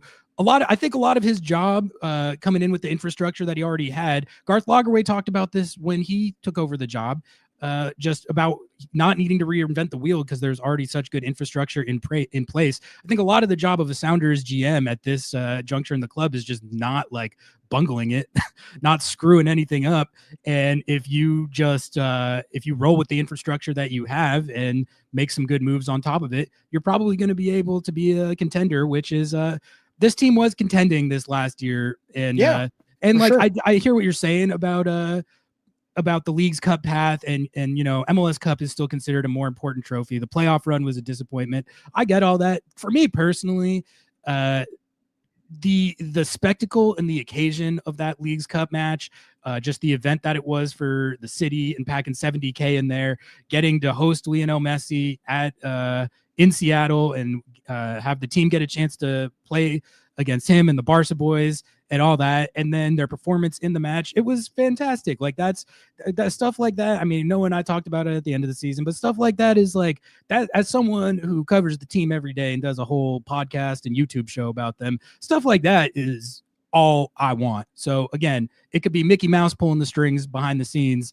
and if you're getting to that outcome, that's what I think is the most important thing. That's just how I look at it. Maybe other people are more concerned with the roster, or the optics of the roster, or money, signings, all that. You know, I'm not begrudging everyone can fan their own way. I'm just telling you guys how I look at it. Nico, before we get out of here, thanks for staying on a little later here this morning. Appreciate it. Let's talk about real quick, just two of the biggest storylines we're going to have to keep an eye on. And then on Under the Lights on Thursday, I'm going to go more in depth on one of these specifically. I think that's my plan for the moment. But let's talk Danny Musovski and Paul Rothrock. What do you think is going to happen with those two guys? The Moose situation, his option was exercised, but that does not preclude them from trading him or moving him in some capacity. It would be an interleague trade if they do move him, and they could probably get a lot of money for him. So I think there's the decision to be made on, do you try and move off Moose and profit some resources off that, or do you bring him back? And then with Rothrock in free agency, according to J.O.'s wrap at the presser, he says that from all that he can gather, the two sides remain about $200K apart, and that seems to still be the case. And to me, you tell me if I'm wrong, it feels like the writing is kind of on the wall that he's going to sign elsewhere. Someone's going to offer him more money than Seattle is able or willing to. And there was also, I don't know if you saw this, but there's a Nashville SC Twitter Blue Sky user, Nashville SC fan, who like uses the plane tracker thing to track their like staff plane. And so they were able to get scoops on guys coming to the team by like seeing where Mike Jacobs and their club brass was flying. And they tracked the flight to Seattle, kind of assuming that potentially they were negotiating with Paul Rothrock, which I think that would be a really good fit, to be honest. Like, they need a player like him. And if they want to spend like the $800K that he's looking for to get him in there, I mean, look, we are the number one Paul Rothrock show, but like, he's got to do what's best for his life and his in his career and get his bag. And I would not begrudge him that at all. At the same time, Nico, I'm not. Let's talk about Rothrock first, because I'm not so sure the discourse around this one is reflective of what's actually going on either. You know, we posted a graphic on our Instagram saying that he's a free agent, and all the comments we were getting were like, oh, this club is disrespecting our hometown hero, and pay the man, and you guys are cheap. Well, first of all, I think it's funny that like the same people who are constantly talking about how the Sounders don't have ambition for spending money on big name players and making big splashes are also talking about how they're like being cheap and unambitious by not paying Paul Rothrock. I mean, I feel like you got to pick one. Like it's a salary cap league. If you devote the amount of resources to Paul Rothrock that it's going to take to keep him, $800K of your salary cap, that's going to preclude you from being able to make bigger additions. That's just the reality. It sucks, but if you actually want like a big splashy signing or a more move the needle type acquisition over the offseason, you can't keep Paul Rothrock. Like he's priced himself out of that. Like someone's going to give him $800K. And then the other thing, correct me if I'm wrong on this, Nico, but is there not like a limit on how much you can raise a salary year over year like this? Like he only made $100K last year. That's the thing. He outperformed that by so much that the 600 that they're offering him is kind of like, isn't that all they kind of can offer? Or could they theoretically offer him that 800 if they wanted to? And am I off base on that? Like what's going on with that? Yeah, Jeremiah is definitely the master at that, and I think he put the max that the Sounders could bring him on at 840 or something like that, and I think that goes overall. I think the most important thing here is that as much as we all love Paul Rothrock, what he was able to do, the clear tool bag that he has at his disposal to be a great player for any team around the league. When it comes to salaries to certain players or to a lot of players, the baseline sometimes is very easy to see across the league when it comes to players who have a particular profile. And I feel like what's being offered to Paul Rothrock fits pretty well with what I think the rest of the league would offer a guy like Paul. So let's call it a max of 600,000 for Paul Rothrock this year, right? That's what, let's say, the Sounders are offering him. I feel like that baseline, if you average it across the league and you talk to front offices across the league, they'd probably agree that's about the max they would be willing to pay for a guy like Paul Rothrock. Maybe there is a team that's willing to pay him 7. Maybe there's a team that's willing to pay him 8. I don't know how likely that is, to be quite frank. With my experience in talking to teams, I don't know how likely he gets that money. But the reason why I think Paul Rothrock will leave is the same reason why in the past players have left teams, and it's just out of principle. Maybe that's what it sounds like is happening. Yeah. Maybe he gets a little raise. Maybe it's a little bit over the 600,000 mark. But it's simply the fact that the team that I was playing for didn't want to necessarily pay what I think I was worth. That ends up being the motivating factor for a player.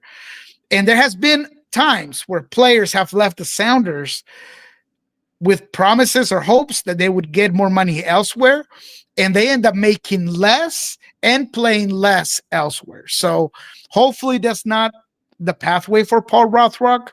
But when you say the writing's on the wall, I absolutely agree, because there is a certain point in negotiations where there's just no longer that way to alleviate the relationship. And one side feels disrespected, the other side feels like you're being taken advantage of, and it just ends there.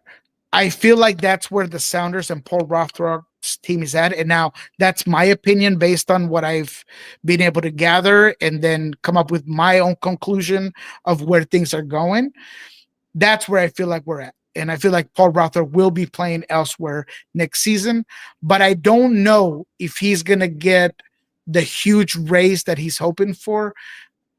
I don't know if there's a team out there that's willing to pay him more than $700,000 a year.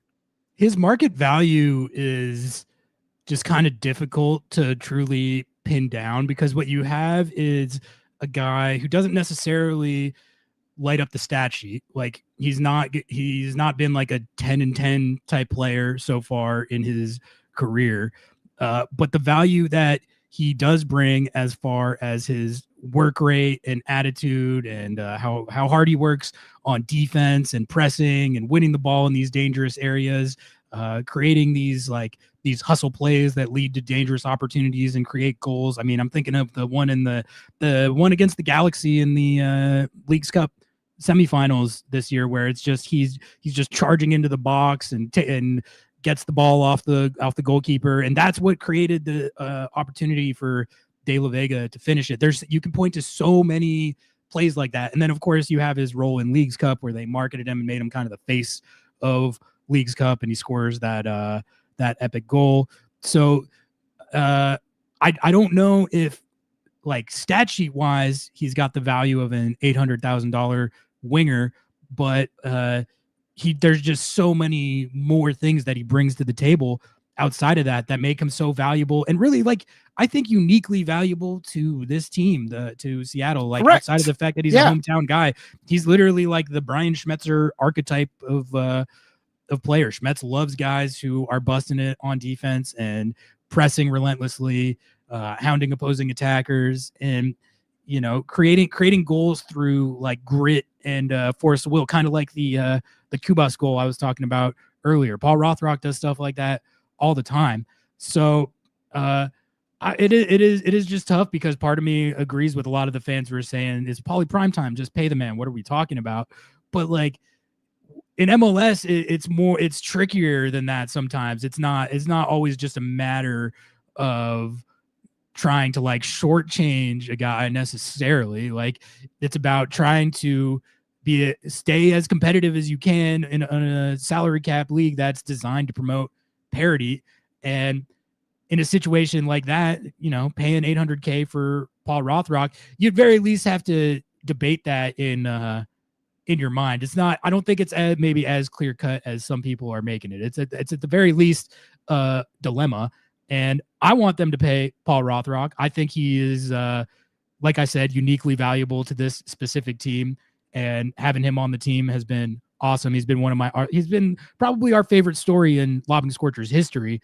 But the reality is, in a salary cap league, these situations happen sometimes where guys price themselves out of what you can pay while also still like really maintaining the strength of the rest of your roster. So, Danny Musovski, let's talk about him before we get out of here, because that's the other big one, and that's one that there's going to be a lot more discourse about this one in the coming weeks. They exercise the option. Are they going to trade him? Are they going to bring him back? I think I've been saying, Nico, I've been all alone on this. I'm on an island. No one agrees with me. The whole Sounder at Heart crew and Lobbing Scorchers greater community, they all disagree with me. It's been talked about as a foregone conclusion that they're going to trade him. I don't think it's a foregone conclusion. I think it's very possible that Moose comes back, and B, I don't think that would be a crazy or a stupid or a bad or an unambitious decision based off the season that he just had. I think people are way too dismissive of the season that he just had. I think people overstate how easy that would be to replace. And I guess I also, Nico, have come to a place where, first of all, I'm not so sure that I see the just inherent value of going out and splashing a shit ton of money on like a Latte Loth style number 9, or even a Sam Surridge style number 9. Just in general, I think people have the notion that you need to have a big money number 9 like that who can get you 25 goals to have success. I don't think that's necessarily the case. I think we've seen a lot of examples of guys that can get you 15, 20 plus goals, and it doesn't necessarily lead to team success because it can make you one-dimensional, and it's you're better served to try and build an attack that is more well-rounded and can hurt you in various different ways than you are to necessarily base it around one guy like a Sam Sturridge, where if Sam Sturridge gets taken out of a game in any given game, Nashville SC are chalked. Seattle are in a situation where it's a much more well-rounded attack, and you don't have to necessarily just rely on one guy. But I also think that brings me to my second point, which is I think the Sounders are in a bit of a unique situation where some teams you have to go and get that big money number 9 because you got kind of no other options to get that production from. Like Seattle was in that situation a few years ago, and they went out and they got Rui Diaz, and that worked out. But it's just the roster right now is in a different situation where you have a number 9 who was this. I'm going on another tangent here, but like when we were doing the KJR roundtable, and Noah was somewhat facetiously saying like, well, Moose missed so many chances, and if Jordan Morris had been starting all year, he would have had like double the goals. And he was joking around, but I've heard that similar sentiment expressed a lot. Like, oh well, if you put Jordan or even just insert any better big money number 9, they would have way exceeded Moose's production. And I don't think that's true. I don't think that's how it works. What if Jordan had been starting all year? He would have ended up in the exact same range in all likelihood that Moose ended up in. That's not shade at Jordan at all. That's just the type of production that Moose had. And I don't think you should just like fully dismiss that offhand. I'm not saying there's like not better number 9s out there than Danny Musovski, but if you have a guy that can that's giving you that production, there's no reason to blow resources on that when you already have it. The whole point, and this is what I think people might not understand or acknowledge, the whole point of going out and signing a big money number 9, DP number 9, like people want, is so you can get the type of production that Moose just gave you. That's because he just had a season where he was producing like freaking like Chris Wondolowski and Raul Rui Diaz. Can he sustain that and do it again? Was it an outlier? Those are valid concerns to have, but to just immediately dismiss it and say that he for sure can't replicate it, or it was fool's gold, or whatever. I don't know about that. I'm more hesitant on that than you and than most. And if they do bring him back this in 2026, I wouldn't have a problem with it. People will crash out over it. They'll say it's unambitious, but I think that's not acknowledging that he just had a season where he scored 14 league goals in 1,500 minutes. Like that's what you want. That's what you need. That's any other guy that you go out and sign. Like I said, it would be with the idea of them like doing pretty much that. Am I wrong? So I don't know. Do you think they're going to bring Moose back? And do you think I'm off base on this take? I think you do think I'm off base on this take, but go ahead and go. I think you're so off base that I'm going to focus briefly on what I think is the most. I don't care, chat. I don't care. Crucify me. I don't care. What I think is the most important and the biggest hole left, and is the Paul Rothrock leaving the team.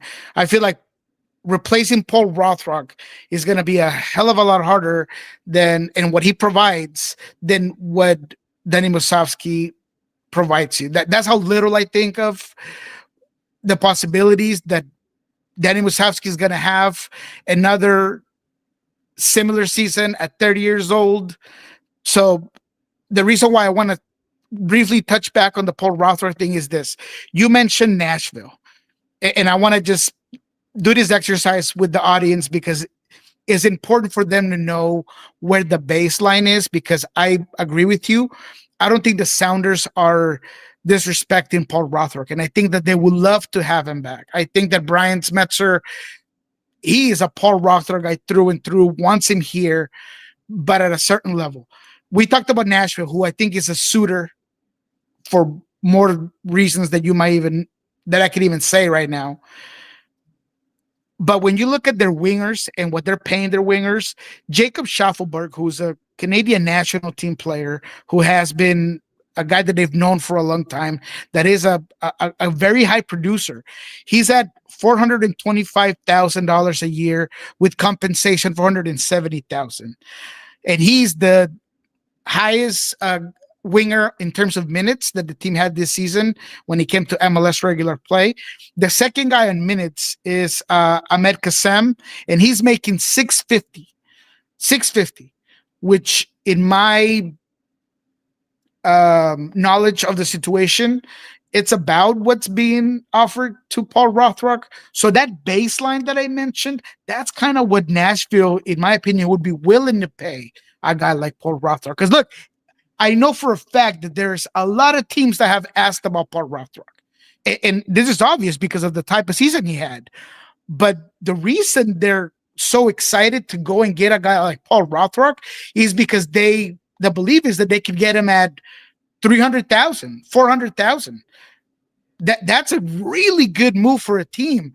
But having to get him at $700, it makes it feel like a lesser of a acquisition than it is, because of the salary cap space, because of his limited productivity overall, because he's a guy that is a little bit on the high side. He hit the spotlight kind of late, right? So all of those things I think go against Paul Rothrock, and that's why I do believe that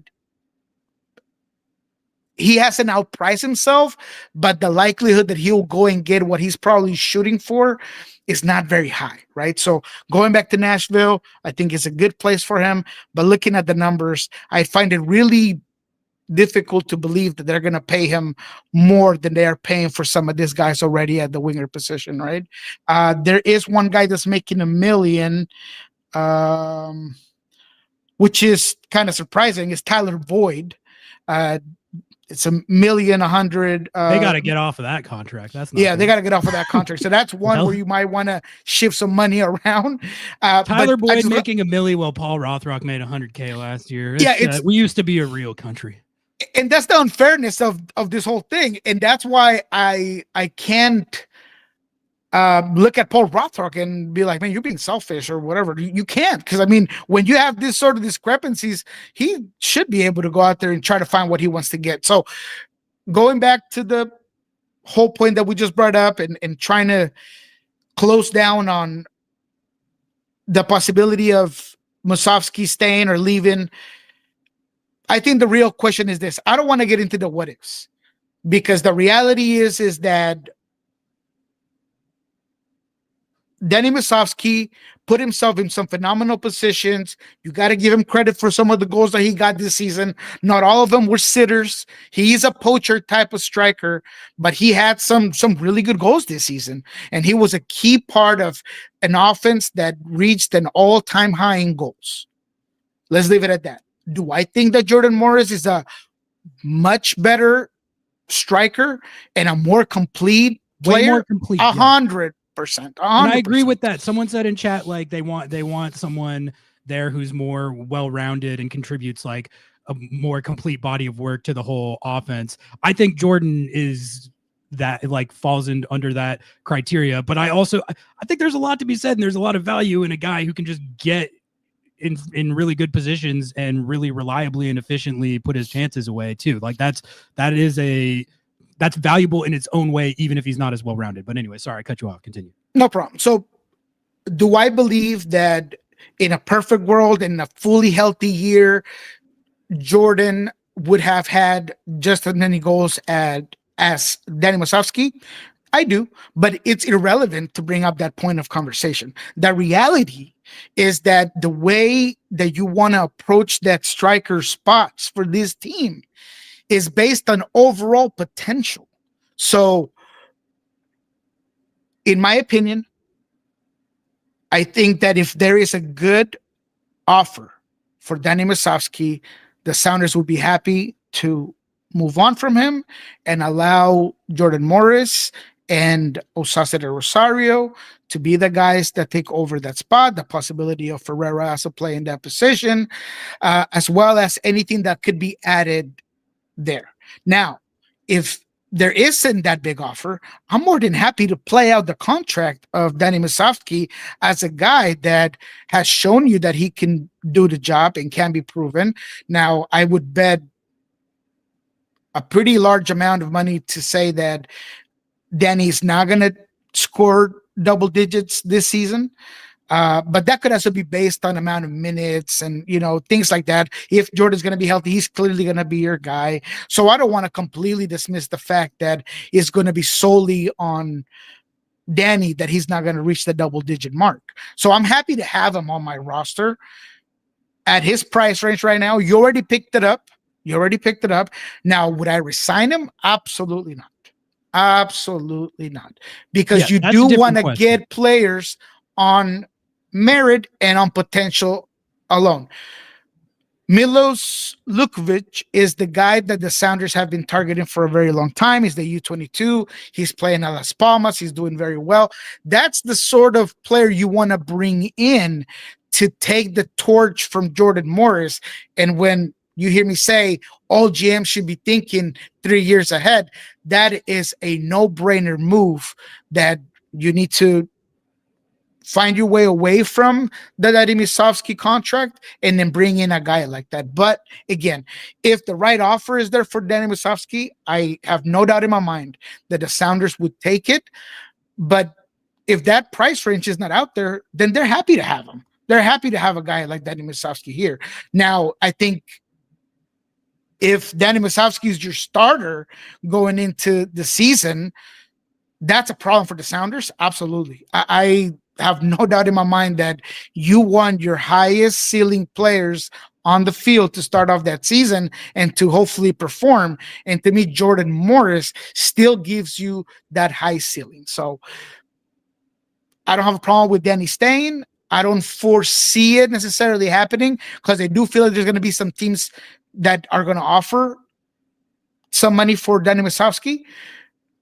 And it would be good business for the Sounders to cash in on a player that, for all accounts, could have had a fluke season if you compared his trajectory, and cash in on it rather than wait for that bubble to burst. But again, the Sounders are happy to keep him if the right offer doesn't come about.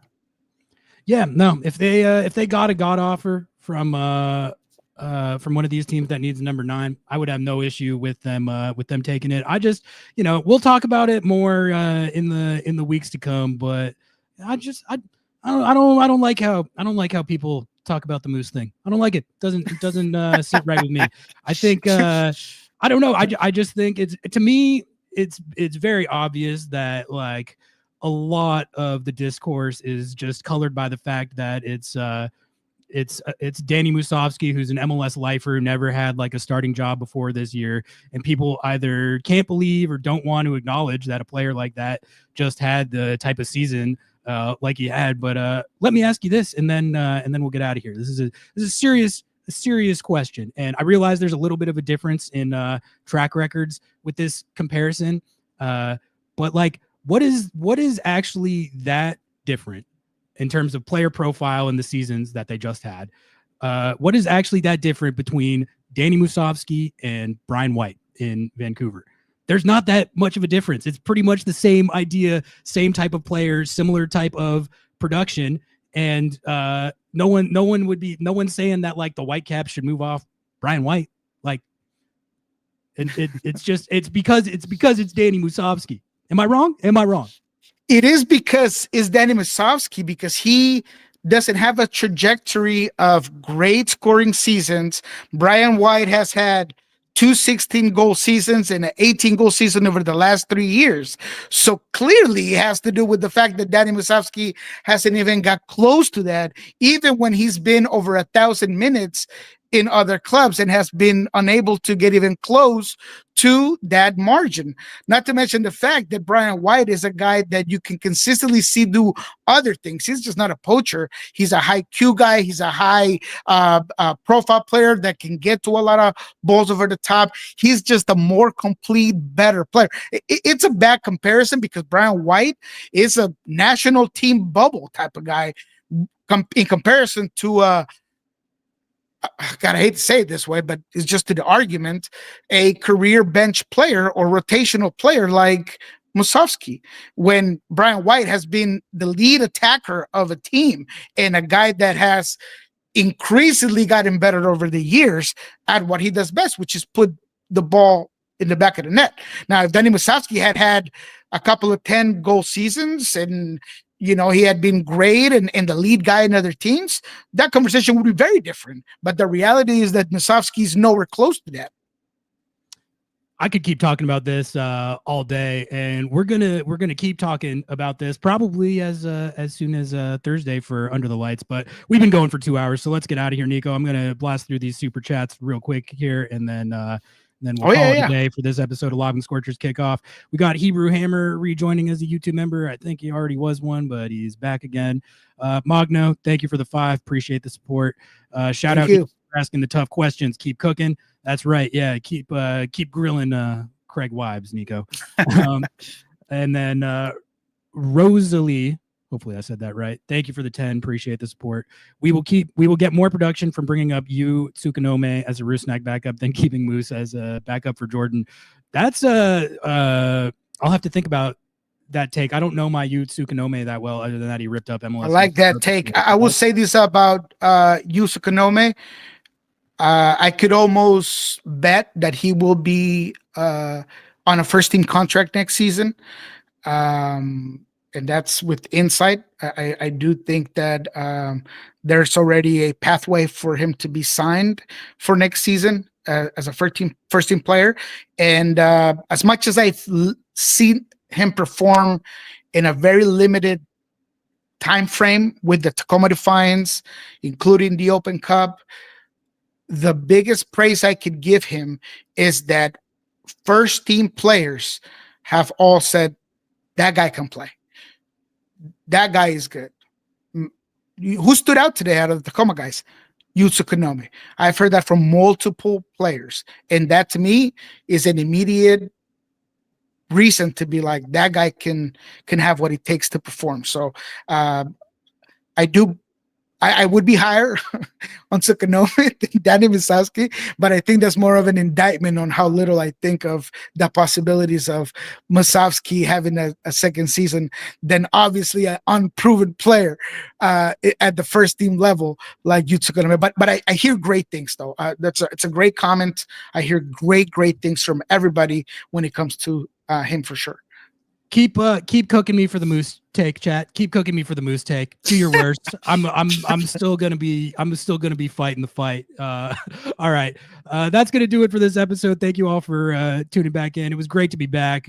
Sorry we missed it yesterday, but we went 2 hours for you all here. It's a good show. Good show today. It was a good show, good discourse. Looking forward to keeping the off-season discourse, the Moose debates, the Rothrock debates going. It's gonna be some good stuff. And then MLS Cup on Saturday. Let's see if Inter Miami, Lionel Messi, and the Crash Out Barca boys can get it done against the Whitecaps. It's going to be fun to watch. So I'll see you guys on Thursday. Until then, we out. Love y'all. Peace. Some people come to Lumen Field for the tactics, for the soccer, the atmosphere, and some come for Paul Rothrock's hair. Me personally, I come for both, because I have agendas to push. Live soccer isn't just better, it's way more personal. From making friends to becoming the guy in your section that's just constantly yelling about advanced statistics. Get tickets to any Sounders match by visiting lobbingscorchers.com/tickets. You support the pod, our agendas, the vibes, and the chaos.